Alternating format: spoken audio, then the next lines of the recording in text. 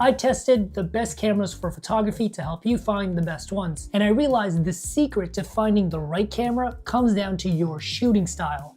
And your style depends on 3 key features, and 2 of them are the most important. So let's break down the best photography cameras based on your shooting style and which style fits you. Also, I'll leave links down below to all of the cameras we talk about today. Now, the first camera on this list is one of the best-selling cameras out there, and it's popular because it fits a specific shooting style, and that is the Canon R6 Mark II. And don't worry, I'll tell you which style of camera this is when it makes more sense. The R6 Mark II has a 24 megapixel full-frame sensor, which is pretty typical in terms of resolution, and it's nothing that special, but it's still plenty of detail for most people that are cropping and heavily editing their photos. What is special about the R6 Mark II are the colors. It has the classic warm Canon colors that look really good for portraiture and nature. And the sensor is incredible in low light, even up to 6400 or 12800 ISO. So if you're someone that's traveling or shooting outdoors a lot, this camera has you covered. But the reason for the R6 Mark II's popularity isn't actually the image. It's actually because it's a perfect fit for people who need to shoot a lot of movement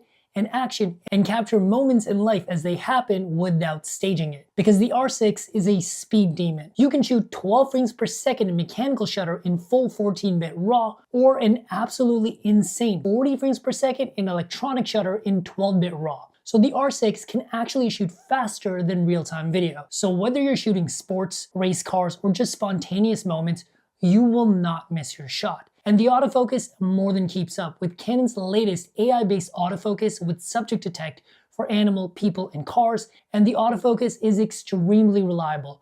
Plus, it has top-notch in-body stabilization to make sure your handheld shots are never blurry. And the body is built like an absolute tank with a robust grip, a nice large Pro-style battery that will last you several days of casual shooting, plus a dual SD card slot for pro users, and it's also weather sealed so you can take this camera anywhere. And the viewfinder is super sharp with no lag or blackout for shooting action. The button layout and menus are also super simple, making it a very fast camera to work with, which you need if you're shooting action. The only downside of the R6 Mark II and all of the Canon RF cameras is that you can only use Canon lenses to ensure autofocus performance, which is kind of a bummer, but the black STM lineup of lenses has a great selection and they're also fairly affordable. So if you're looking for a camera that emphasizes speed with amazing colors and lets you capture moments as they happen, the R6 Mark II is a solid choice. Quick side note, if you like the speed of the R6 Mark II, but you wish this camera was cheaper and came in a smaller body, you should also check out the Canon R8. It has the same 40 frames per second shooting speed, but it's $1,000 less in a smaller body. But what if instead of speed, you want detail and resolution and a better lens selection? In that case, we should check out the Sony a7 IV. It has an absolutely insane 33 megapixel sensor, which is a ridiculous amount of resolution. You have so much room to zoom in and crop your image, which is a must-have for portrait, product, or landscape photographers. And by now, it's probably obvious, this camera fits into the category of resolution, but it's only medium resolution because there are higher resolution cameras later on. Now, in terms of speed and photo quality, the a7 IV gives you 10 frames per second in mechanical shutter at 14-bit RAW when shooting uncompressed RAW, which is going to give you larger photos, but trust me, the trade-off is worth it, especially if you like to heavily edit your photos. You'll appreciate it. Now, Sony has some of the best autofocusing in the business. However, the a7 IV doesn't have the newest autofocusing system. It does have face and eye tracking, but it doesn't have the newest AI-based subject detect that you see in most cameras. But even without that, the a7 IV autofocus is very reliable even in low light. And the a7 IV also has terrific in-body stabilization, making it great for handheld shooting, but most other competing cameras are going to give you better results because they are newer cameras. However, for casual use, you probably won't notice. When it comes to body and design, the a7 IV is built like an absolute tank, and it's one of the most reliable choices out there. Plus, it's weather sealed, dual SD card slots, a large Pro-style battery, the usual I'm not going to waste your time. The best thing about the a7 IV and Sony cameras in general is the lens ecosystem.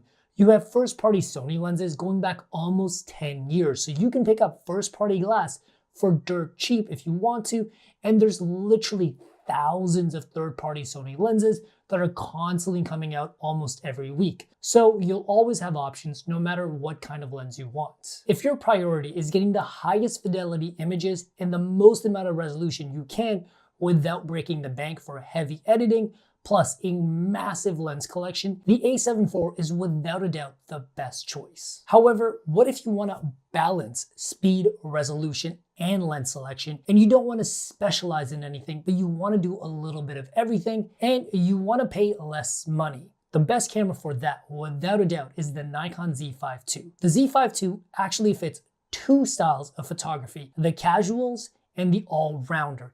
It's a good fit for someone who's having fun and maybe just starting their journey as a serious shooter, but doesn't want to sacrifice on quality. The Z5 II has a 24 megapixel full frame sensor, which is about the same as the more expensive Canon R6 Mark II. And despite being a cheaper camera, the Z5 II is still really good in low light at 64 or 12,800 ISO. It's almost an R6 Mark II. One unique feature of the Z5 II is Nikon picture controls that let you add a stylized filmic look right in camera, which I think look amazing and makes the whole photo taking process a lot simpler, especially if you're a casual or a beginner. When it comes to shooting the actual photos, the Z5 II is not a slow camera at all.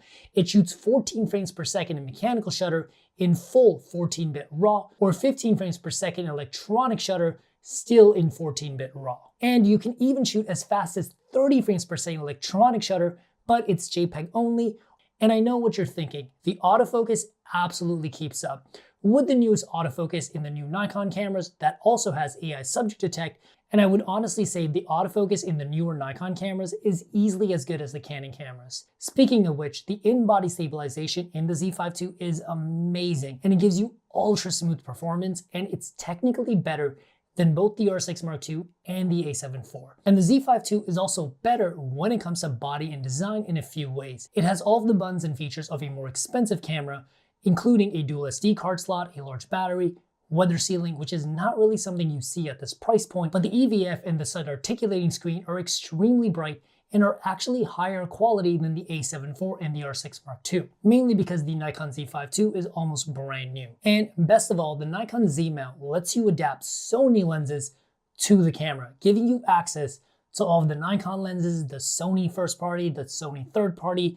You basically get all of the Sony lenses with a better Nikon body. And this doesn't hurt autofocus at all, but it does make stabilization less effective. So if you want an arguably better camera and at a lower price without sacrificing quality, the Z5 II is an amazing pickup for casuals and beginners who want an all-rounder camera that does everything. Now, let's talk about the absolute best of the best, the flagship cameras that actually combine high speed, high resolution, and design to honestly make some of the best camera technology out there. But there are dozens of options, and I only think two are worth talking about. The first is the very popular Canon R5 II. It has a 45 megapixel full frame sensor, which is a 36% boost over the high resolution Sony A7 IV, and it basically doubles the resolution of the R6 Mark II. So it definitely fits the resolution style. And as for shooting, it can do 12 frames per second mechanical shutter, but also an absolutely amazing 30 frames per second in full electronic shutter. And despite the high resolution, there is no downside to shooting at this speed because there's very little rolling shutter. And the autofocus is superb. It's almost the same system as the R6 Mark II, but with a few updates. So autofocus will never be an issue. Body-wise, it's a pretty typical flagship camera with a great EVF, screen, robust layout, blah, blah, blah. But the one thing that does stand out is the LCD screen on the top of the camera you can use to quickly check all of your settings. So if you want to combine resolution and speed, the R5 Mark II is the best choice. And while there are other cameras out there that do something similar, I think the R5 Mark II is the best deal in terms of pricing and the value you actually get. Because I know some of you guys are thinking, well, what about the Sony A1? It has 50 megapixels compared to 45 megapixels. It does do 30 frames per second in full mechanical shutter, but it's basically double the price, and I do think the R5 II is a way better deal, except for the part where you can only buy Canon lenses. That part I don't love. However, if you really want to crank up your resolution, but still maintain speed, let's talk about the highest resolution full frame camera in the world, and that is the Sony a7R V. It has a whopping 60, Yup, 60 megapixel sensor. You can literally zoom in and see someone's eyelashes. And despite the high resolution, it still has a blazing fast autofocus with AI-based subject detect that can track multiple subjects at the same time, like these basketball players here, and it also has improved in-body stabilization, and it's much better than the A7 IV. Now, you would think that with a high-resolution sensor, you probably have to sacrifice speed. Surprisingly enough, the A7R5 can still shoot at 10 frames per second in 14-bit RAW. And personally, I found it was more than fast enough for models and sports. And the A7R5 can also shoot lossless RAW. You'll get all of the quality of the 60 megapixel sensor, but it gives you smaller file sizes because 60 megapixels can tend to add up on your card. Body-wise, it's a typical camera, but it does have a unique screen that allows you to use it both as a side articulating screen and a tilt screen. So if you want all the megapixels in the world, and you really want the highest fidelity that any camera can give you, besides like a medium format camera, the A7R5 has been my go-to choice for a lot of my work. And if you're looking for a similar camera, this is the camera that I would go with. And regardless of whatever camera you go with, make sure to check out the links down below for the best pricing on all of these cameras, and hit me up in the comments if you have any questions at all, and I'll see you guys in the next video. Peace.